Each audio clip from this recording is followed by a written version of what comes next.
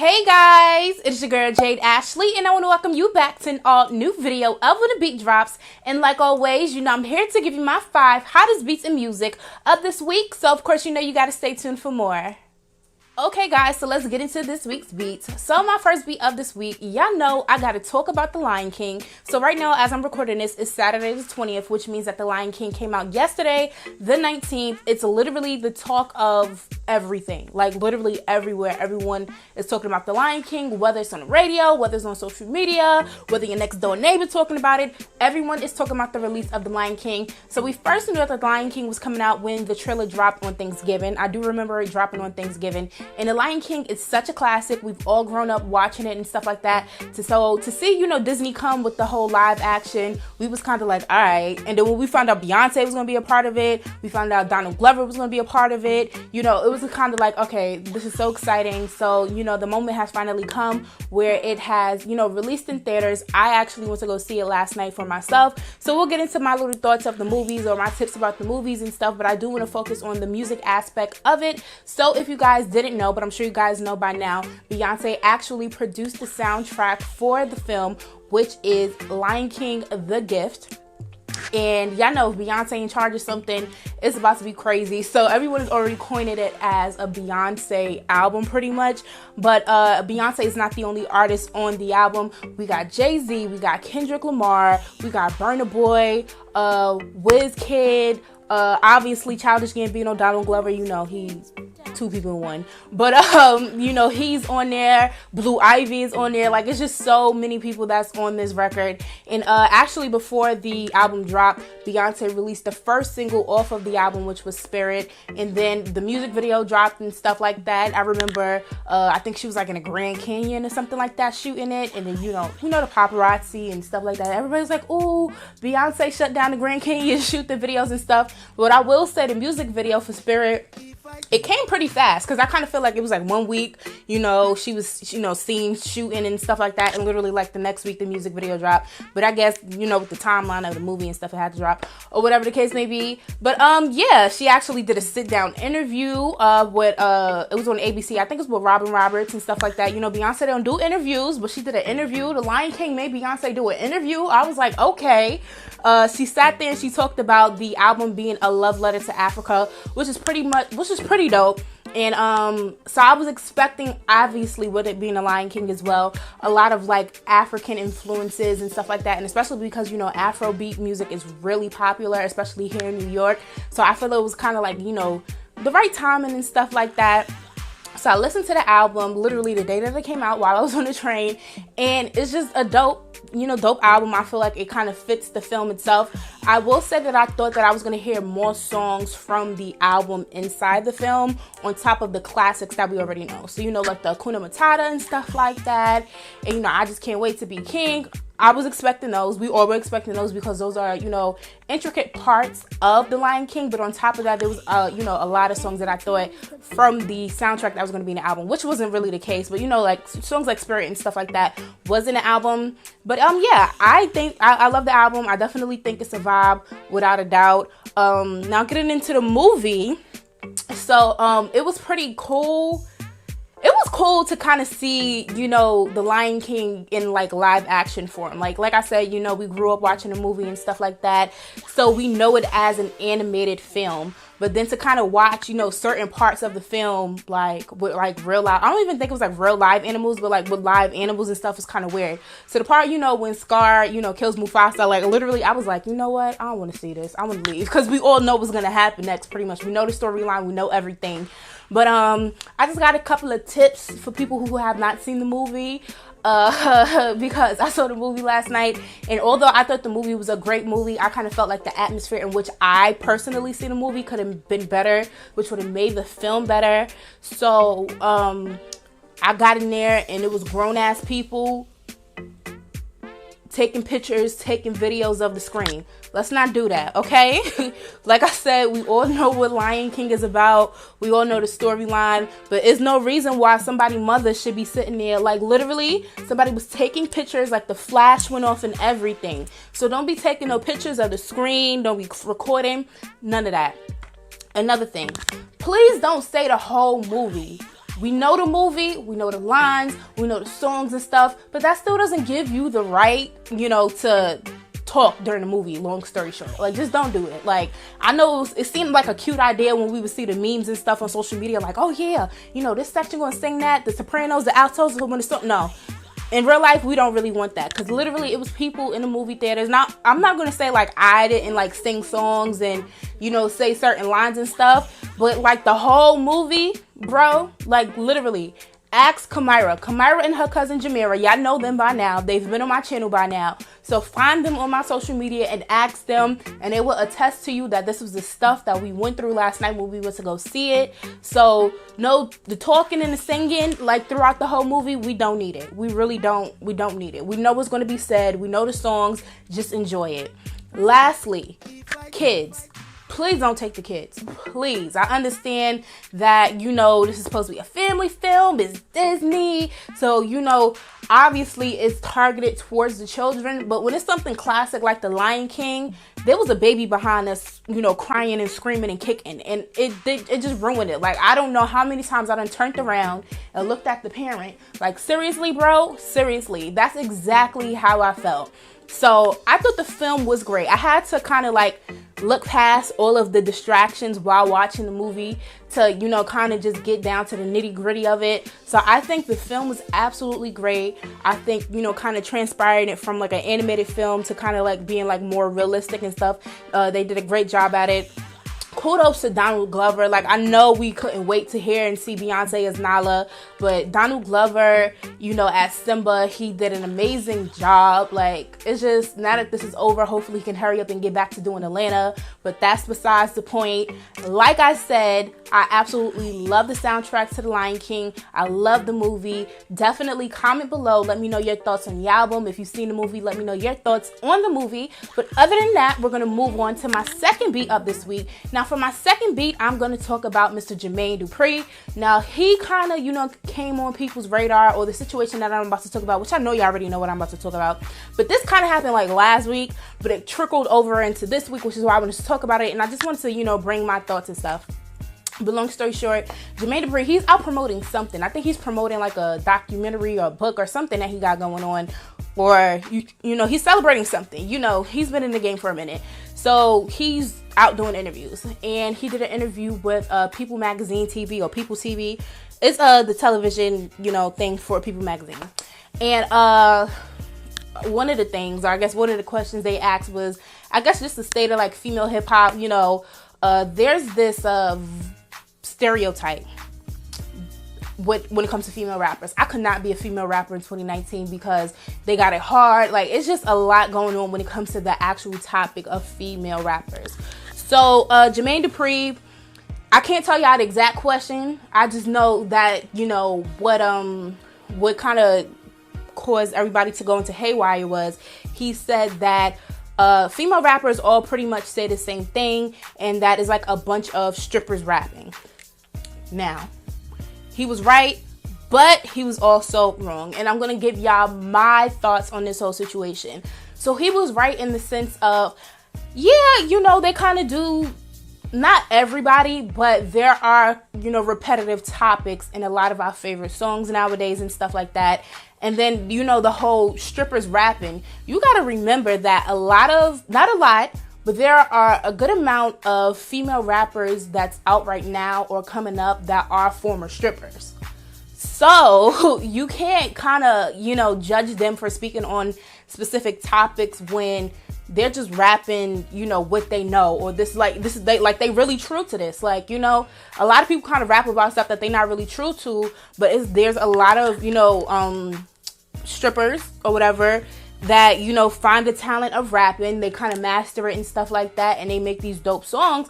But the fact of the matter is, they're rapping, real life, what they know. And on top of that, some of the hottest records get played in the strip club. So they know they want that airplay, they want their records and stuff, to be popping or whatever the case may be. So they know what it takes to get that hit record. That's that. But he's also wrong because he is neglecting a good amount of female rappers that are, lyrically just crazy, that really talk about like real life stuff. There's a couple of artists that I mentioned now are like slept on. I know one rapper that I had mentioned before was Dreezy. I remember talking about Rhapsody one time and stuff like that. So there are other female rappers that are not former strippers, or, you know, necessarily their target might not always be, you know, like getting in a strip club and they talk about like real life stuff and like that. So he was right, because there are like a certain amount of, you know, strippers turned rappers, and, you know, he's right on that aspect. But like I said, there's a whole nother lane of like female rappers. And I think one thing I liked about this whole situation is, because like I said, there's a stereotype that, you know, female rappers don't stick together, they always jealous at each other, they fight, this and that. But within this type of situation, I've seen so many female rappers, you know, they prove the stereotype to not be true. I mean, it could be true sometimes, but for the most part, when it's, you know, when somebody is coming at our culture as, you know, as a whole, they know how to, you know, stand up for each other. So I saw, you know, Cardi, she kind of explained the whole situation about how, you know, people don't want to support these, you know, rappers, these real lyrical rappers that don't talk about shaking their ass and stuff like that. She was absolutely right about that. So she was like, you know, this is what's, you know, making, you know, the money. This is what people want and stuff. So she was absolutely right. She hit the nail on the head. She talked about other rappers that were dope. Doja Cat, she was disrespectful with her. She was real disrespectful. She was like, even though, you know, that's what I talk about in my music. And she started naming like a whole bunch of rappers that were like, you know, dope. Some of them I didn't even know. But just the simple fact that she used her platform, even though I felt like she was disrespectful towards him, because at the end of the day, Jermaine Dupri is a legend. He played a really huge part when it comes to this culture and stuff like that. So I feel like she was a little bit too disrespectful with her response to him. But needless to say, she used her platform to put on for a whole bunch of other females and stuff like that. Tierra Whack. Now, if you guys see my I think it was the last video when the beat drops, when I talked about the XXL freshman cover, Tierra Whack was actually one of the female rappers that made this year's class. And I said to you guys, oh, I've been hearing about her. I hear that she's dope. I'm definitely going to try to get into her stuff. And after I did that video, I did actually start paying attention to her and stuff like that. So if you go on Tierra Whack's Instagram, like, she's always posting freestyle. So this is even prior to this whole Jermaine Dupri stuff. So lyrically, she is nice. Like, I heard she was nice, but when I seen it and I heard it for myself, I was like, oh yeah, I was right about this one. So I mean, there's like so many female rappers. So he was right, but at the same time, he was wrong. But I kind of feel like this conversation needed to happen, because now, you know, it's giving those female rappers that didn't really get that shine before the shine that they deserve. They're showing off their lyrics and stuff like that. They're showing that, you know, we don't just talk about shaking ass, or they don't even talk about shaking ass to begin with.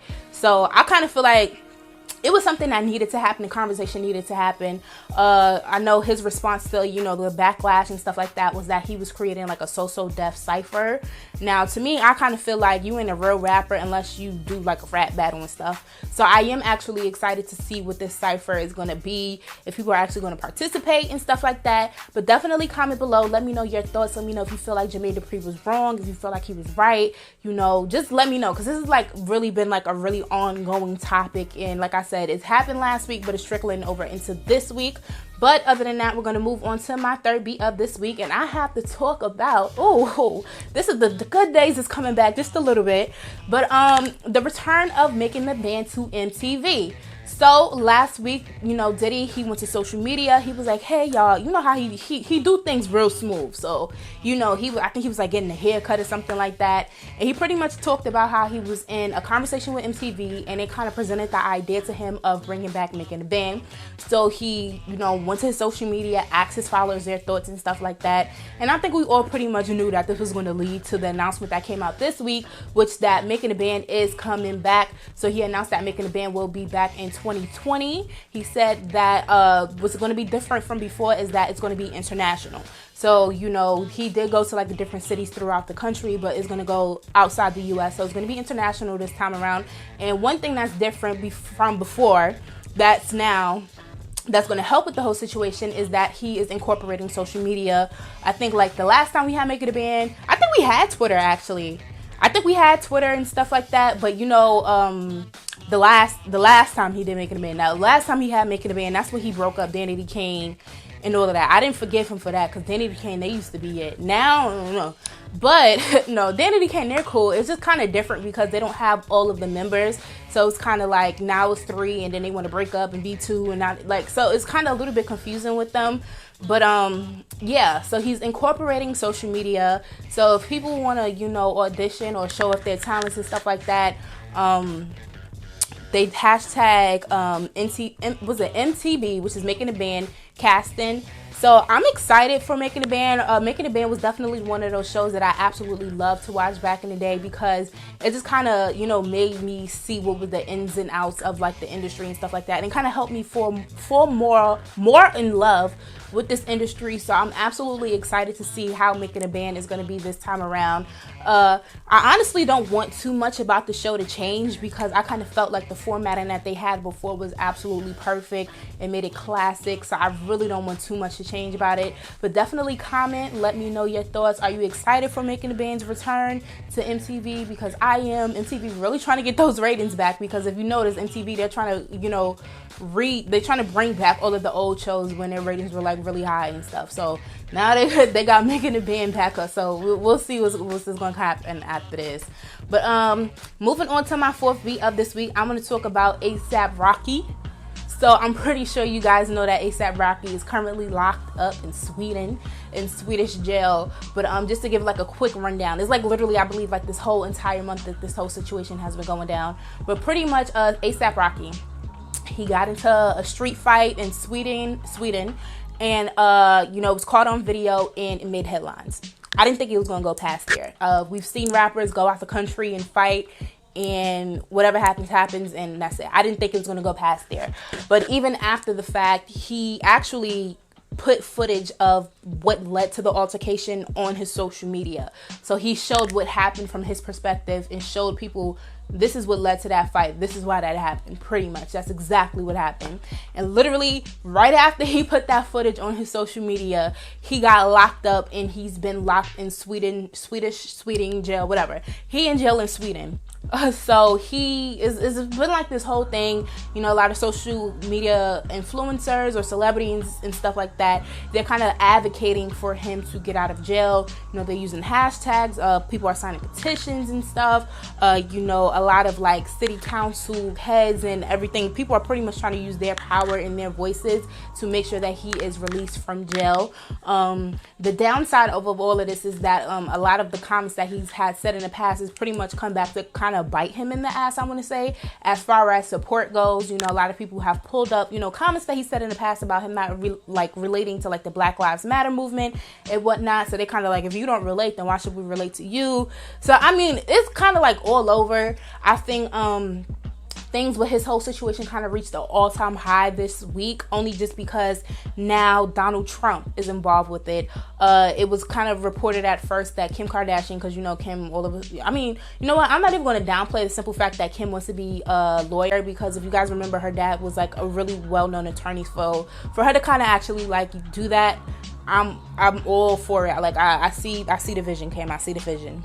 But yeah, so she's pretty much been using her celebrity, her voice and stuff like that, her interest as far as like getting into law to kind of help like people get out of jail. It's been working. Okay, cool. So they're like, okay, Kim, why don't you use your connects, your voice and stuff like that to help him get out of jail in Sweden? So her and Kanye went to the White House and all of this other stuff, and Donald Trump know about it. I'm pretty sure prior to this week, he didn't know who the hell A$AP Rocky was, but he found out he's a black rapper.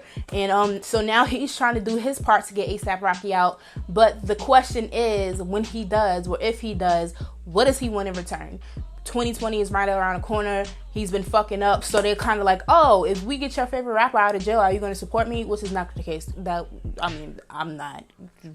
You can get whoever out of jail. I'm still not supporting. But I want y'all to tell me y'all thoughts on this whole situation. Do you think Donald Trump should have been involved? Do you think he wants something out of this if he does get A$AP Rocky out? What are your thoughts of him, going overseas and then getting locked up, and him showing us the reason why what happened before him getting locked up? It was like, this is a lot. It's a lot, and literally there's kind of like a new headline surrounding this situation every single day. But we're going to move on to my final beat of this week, and for my final beat of this week, I have to talk about Chance the Rapper. He announced that he is releasing his debut album. Now that sounds crazy because Chance the Rapper has been out here killing the game, doing the damn thing, and he has a catalog. He has a catalog, but even with all of that, even being a Grammy Award winner, he's just now releasing his debut album. And I think it's, you know, I understand the difference, but it's kind of different or kind of weird in my opinion, where you can release a mixtape, but that's technically not considered your debut album.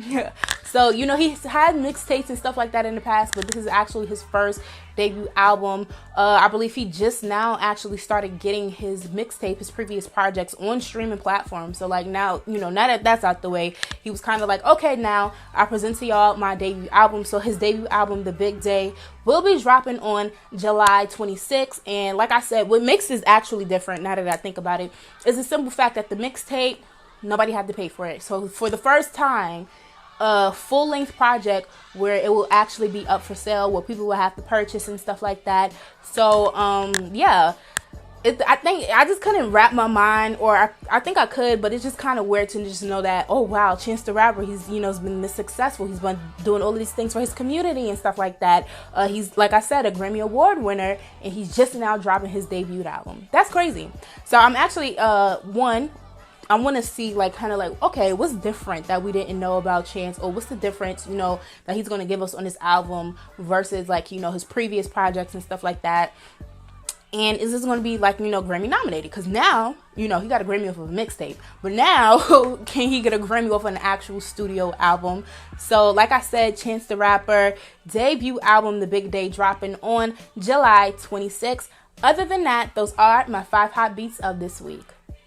Okay guys, I want to thank you for tuning in to this week's video, and of course, you know I have to end every single video by reminding you guys to comment, like, subscribe, and share. It will greatly be appreciated. Now y'all know I cannot end this video without giving y'all my song of the week, and my first beat of this week, I talked about how much I love the Lion King soundtrack, so I feel like it's only right that I let y'all know my favorite song from the album so far, which is Mood Forever, Beyonce, Jay-Z, and Childish Gambino. So, Mood Forever from the Lion King soundtrack is my song of the week. Once again, thank you guys for tuning in, and I'll check y'all next time. So, bye. Hey guys, thanks so much for tuning in. Don't forget to share and subscribe, and I'll see you all next time.